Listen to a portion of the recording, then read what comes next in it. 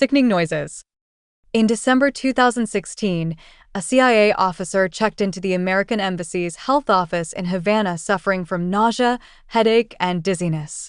Days later, 2 more CIA officers reported similar ailments.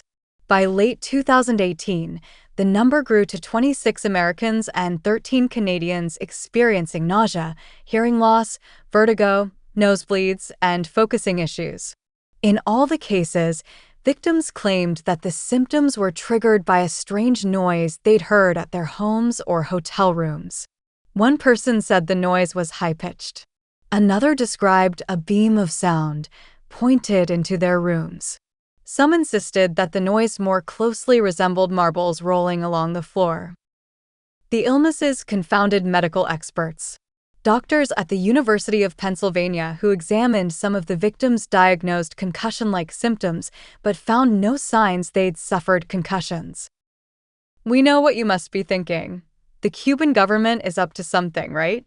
The Cubans vehemently deny they're responsible, and many American investigators believe them.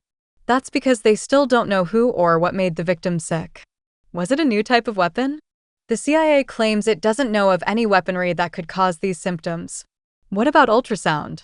One theory holds that a pair of covert eavesdropping devices placed too close to each other by Cuban agents may have inadvertently produced such a reaction, like the kind of feedback you hear when someone stands too close to a microphone. But the FBI has found no evidence to substantiate that argument. In fact, ultrasound is above the range of human hearing. Recordings of the sounds from some of the victims only added to the confusion. 2 scientists who studied the recordings believe they captured the sound of lovelorn male crickets. One of the scientists, Alexander Stubbs of the University of California, Berkeley, says the insects are incredibly loud.